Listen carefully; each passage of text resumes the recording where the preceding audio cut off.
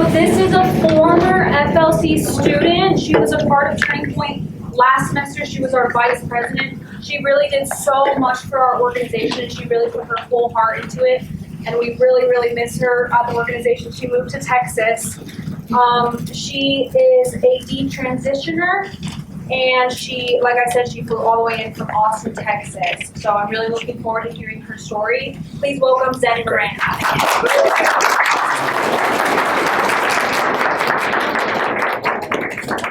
Hi everyone, I am a bit soft-spoken. I will try and be loud. I'm very happy to see all of the supportive faces here today. It really makes a difference for me, just building up the confidence, especially with these harder to have conversations in society, but then also with my own story. So thank you. Again, former student here at Fort Lewis College, and I just want to say thank you for all of the officers that made it happen again, kept us up and running another semester, so thank you guys. All right, tonight, I want to share something personal and something involving each of us. This talk is about gender identity, but it is also about culture, ideas, and the belief that shapes how we see ourselves. Too many transitions, it's okay. Because before anyone changes their identity, something in the culture changed first. And that's where we're going to begin. Okay, next one. Super. So for a reference, I'm 24 years old. At 21 years old, I began identifying as non-binary. Shortly afterward, I transitioned and began living as a transgender man. For 2 years, I injected 0.25 milliliters of testosterone weekly, either in my leg or in my arm. I also underwent a double mastectomy, which is a surgery, as Dr. Travis said, that removes breast tissue in order to create a masculine chest. I changed my legal documents, I changed my appearance, and I lived as closely to as a man as I could. I thought transition would solve my pain. Instead, it hid the real reason for it. Obviously, if I am standing here today in this dress, something changed. Before transitioning, I really only ever looked at myself two ways: as either an object meant to be sexualized or as not good enough. During my transition, I felt overjoyed and whole until I didn't. During this journey, I learned difficult truths about identity, culture, suffering, and faith. Tonight, I want to share what I learned. We will discuss ideas that are controversial, obviously. Some of them may be uncomfortable to hear. If at any point you need to step out, please feel free to do so. At the end of the presentation, we will have time for questions and discussion with both Dr. Travis and I. Now, before we go any further, I want to just clarify that tonight is not about whether individuals who identify as transgender exist, because clearly they do. Instead, tonight is about something different: the ideology surrounding gender identity and how our culture created the conditions for it to spread. So the real question becomes, how did we get here? Well, first we have to ask, what is the current social climate where women are disproportionately less privileged, but anyone can be a woman? All men are toxic, unless they're LGBTQ. We should respect someone's self-identified opinions. Unless they go against my own, then it's a hate crime. There's no one way to define a man or a woman, but you can affirm so through the way that you act and appear. And lastly, if you don't agree, I hate you.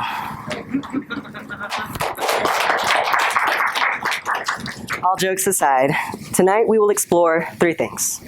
First, we will look at recent cultural changes that reshaped how society understands gender. Second, I will explain how these ideas influenced my own decision to transition.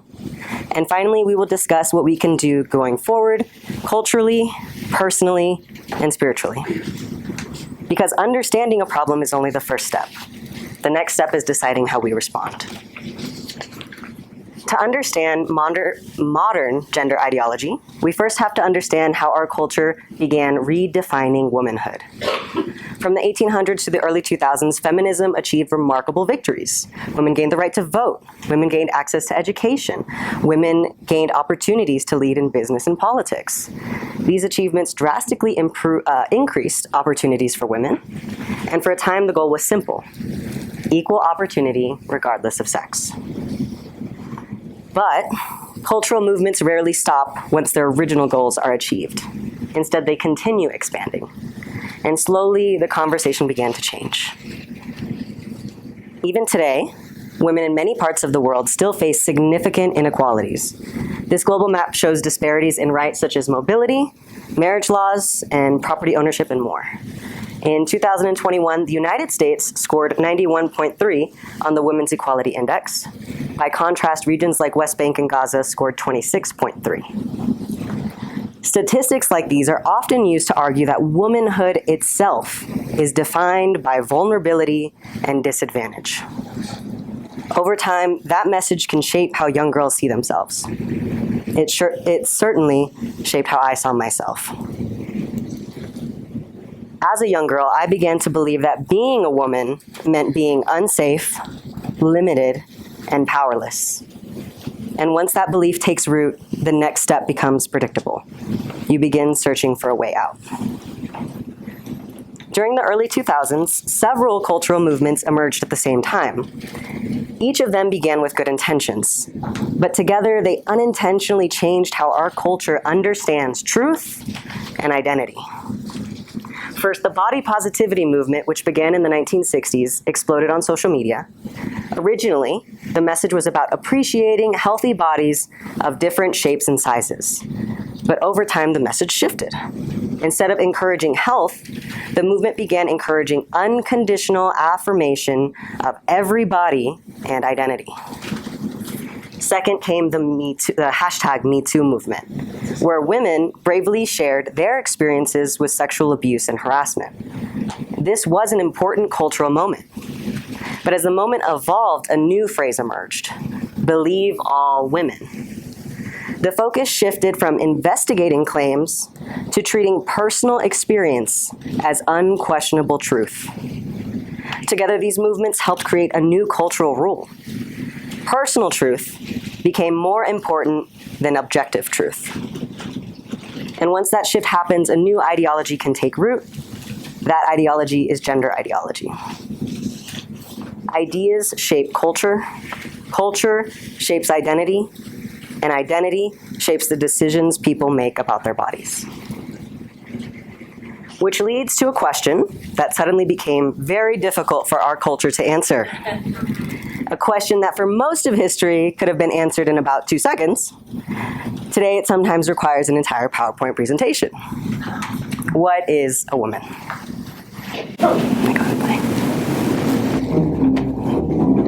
What is a woman? Can you tell me that? Oh, you're at the women's march. You must have some idea. Please, if one person can tell me what a woman is. We're not here for women. We ask you to leave. What is that? I'm a husband. I'm a father of 4. I host a talk show. I give speeches. I write books. I like to make sense of things. A woman is not anything in particular. There is not one particular thing. It could be many things to many people. Some women have penises, right? Some men have vaginas. I like scented candles. I've watched Sex and the City. Yeah, How do I know if I'm a woman? that's a great question. You're not a scientist. You're not a gender studies. No, How do you know that you're a man? I guess because I got a Can a man become a woman? I'm not a woman, so I can't really answer that. Women only know what women are. Are you a cat? No, Can you tell me what a cat is? Do you want to tell us what a woman is? I'm a biological woman that medically transitioned to appear like a male. I will never be a man. So they go on the internet and they're told that all their problems will be solved if they become a man. So you worry that there could be a sort of social contagion element to this? A teeny tiny bit. It got me at 42. your child doesn't have a chance. And you're affirming it with hormones that have never been used in this way. Puberty blockers, which are completely reversible. Completely reversible. One of the drugs used is Lupron, right, which has actually been used to chemically castrate sex offenders.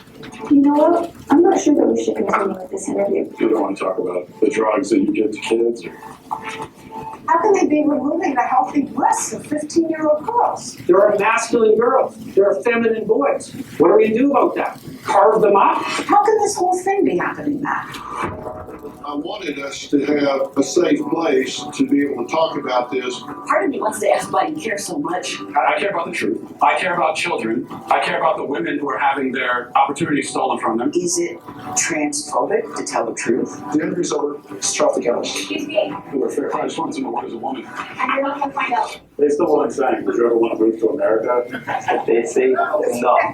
Never.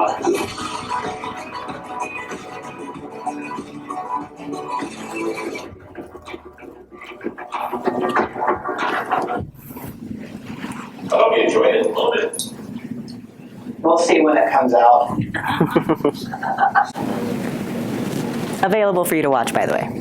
It was a funny one. After watching that clip, we are left with a question that should be simple.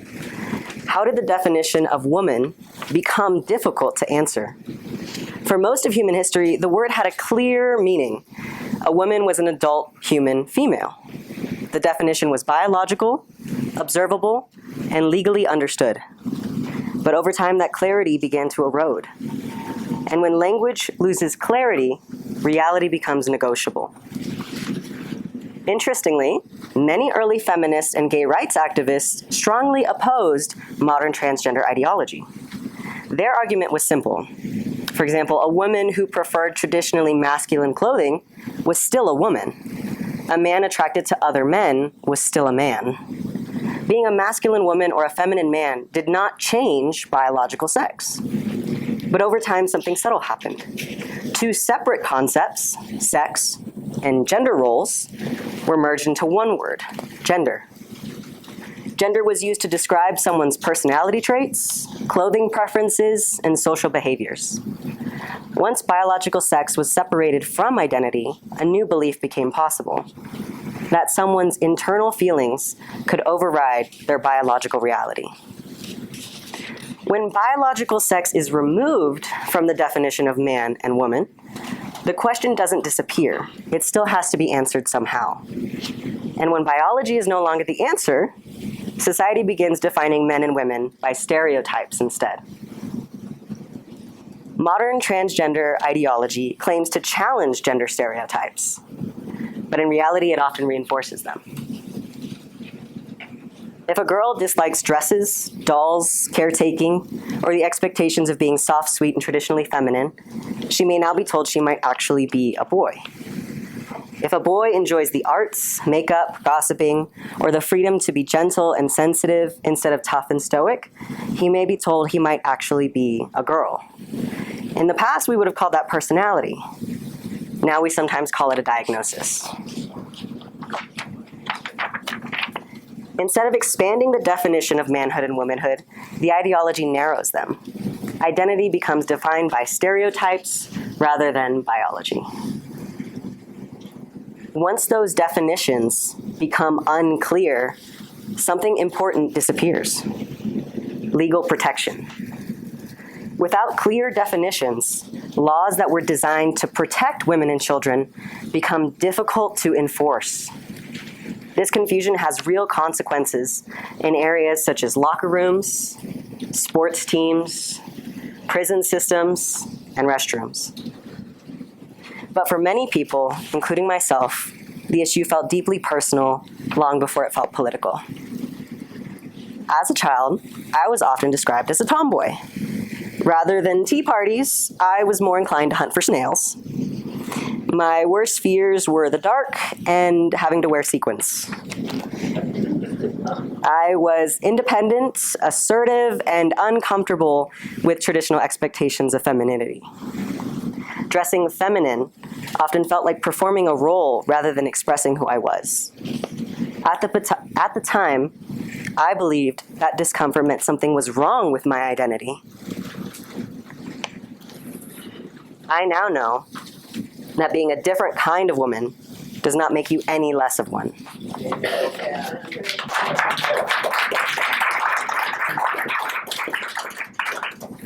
Today, many young girls experiencing those same feelings are told something very specific, that the discomfort means they might actually be male inside. And that belief becomes the beginning of a powerful narrative, a narrative that promises relief, belonging, and transformation. For me, transitioning initially felt exactly like that. It felt like freedom. But eventually I realized something important. I was not escaping reality. I was escaping my relationship with womanhood. Gender dysphoria rarely appears in isolation. For many individuals, it is connected to deeper experiences and cultural pressures. In my own journey, I eventually recognized several influences that shaped my thinking. These influences are often difficult to express publicly, but understanding them is essential if we want to help people struggling with identity. The first influence is sexual exposure and cultural sexualization. Beginning with the sexual revolution of the 1960s, Western culture dramatically changed its approach to sexuality. Pornography became widely accessible. Sex became separated from marriage, family, and long-term commitment. Sexual imagery became normal in media, advertising, and online spaces. Over time, this environment shaped how both men and women viewed the female body. Many men developed unrealistic expectations and addictions. Many women internalized the belief that their value depended on sexual desirability. For young girls growing up in that environment, the result can be intense discomfort with their bodies. When your body feels like an object rather than a gift, escaping it can feel like relief. The second influence comes from modern expectations surrounding independence and identity. Today, women have more opportunities than ever before, and that is a remarkable achievement. But alongside those opportunities came a new cultural pressure. Women are often encouraged to adopt traditionally masculine traits in order to succeed. Strength, independence, emotional detachment, relentless ambition. None of these traits are inherently wrong. But when success is defined exclusively by those qualities, femininity begins to lose cultural value. And when femininity loses value, young women may begin to question whether womanhood itself has value. That question can quietly push some toward gender transition, not because they hate themselves, but because they believe life might be easier if they were something else. The third influence is trauma. For many individuals experiencing gender dysphoria, there's a history of emotional pain, insecurity, or abuse. Sometimes the trauma is obvious. Other times it is subtle and difficult to recognize.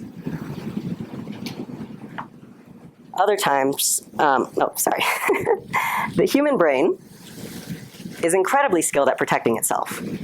When pain becomes overwhelming, the mind looks for distance from it. Sometimes that distance takes the form of a new identity. During my transition, I felt stronger, safer, and more confident. At the time, it felt like liberation. Looking back, I understand something different. Transition allowed me to avoid confronting the deeper wounds that shaped my discomfort. Pain looks for an explanation. Identity can become the explanation when the real wound is never addressed. People do not transition because life is peachy perfect. They transition because they are searching for relief. For women transitioning to male identities, the promise often looks like this: freedom from vulnerability, expectations, and fear. For men transitioning to female identities, the appeal may be different. They may experience belonging, emotional support, or escape from expectations of traditional masculinity. In both cases, transition offers the same promise: relief from suffering. And when someone is in pain, that promise can feel irresistible. But promises are not always the same as outcomes. Medical transition is often presented as a simple and necessary solution, but the reality is far more complicated. Hormone treatments permanently alter the body. Surgical procedures carry significant medical risks, and many of the physical changes cannot be reversed. In my own case, testosterone permanently deepened my voice, which means I really confused telemarketers on the phone. It altered my body hair patterns, and the surgery I underwent permanently removed my ability to breastfeed one day. Even after detransitioning, those changes remain part of my life. And many individuals discover these consequences only after the process has already begun. Identity can change overnight. Surgery cannot. Beyond the medical effects, transition also affects everyday life. Relationships become complicated. Dating and intimacy becomes difficult. Family dynamics often become strained. Work and job prospects lower. You are statistically more likely to abuse alcohol and drugs. Medical care becomes a financial strain. You go down an unfinishable goal, always wanting more of what you can never have. For many individuals, the search for identity becomes a constant negotiation rather than a resolution. These realities are rarely discussed in public conversations about gender identity, but they are part of the full story. At the same time these personal experiences were unfolding, our culture was also changing. In schools, workplaces, and media, social campaigns began promoting the idea that disagreement about gender identity was harmful. Programs designed to prevent bullying encouraged compassion and respect. But in some cases, those efforts also discouraged open discussion. Questioning gender ideology became socially risky. People who raised concerns were often labeled intolerant or hateful. As a result, many conversations stopped happening entirely. And when conversations disappear, understanding disappears with them.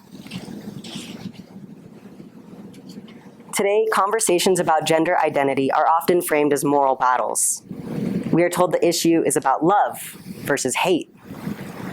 But reality is rarely that simple. Many people raising concerns are motivated by compassion. Many people supporting transition are also motivated by compassion. The real challenge is determining what kind of compassion actually leads to healing. Because sometimes the most caring response is not affirmation, it's honesty. If gender confusion is rooted partially in cultural messages and personal suffering, then the solution must address both. The answer is not cruelty or rejection. The answer is truth combined with compassion. For me, that truth was found through faith.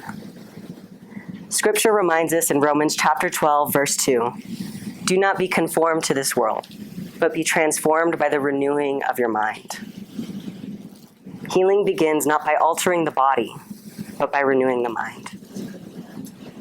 You cannot heal the soul by changing the body.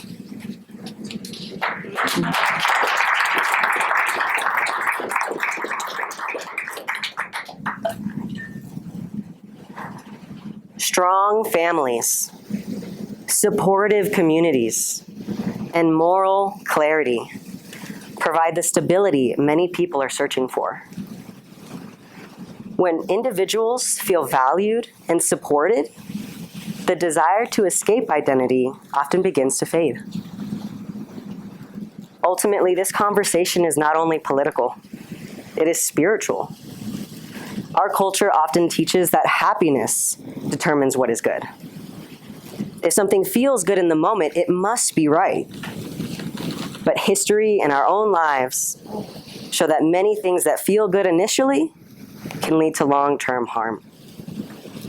True freedom does not come from constantly redefining ourselves. It comes from discovering who we were created to be.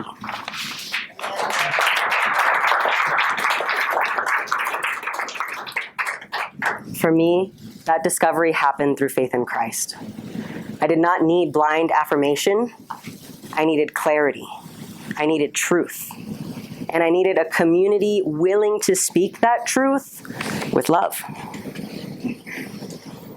Identity is not something we invent. It is something we receive. The real battle was never between men and women. The real battle was between truth and confusion. Today I stand here not with resentment toward my past, but with gratitude for the lessons that it taught me. Because there is a deeper freedom than self-definition, and that freedom is found in Christ. Thank you.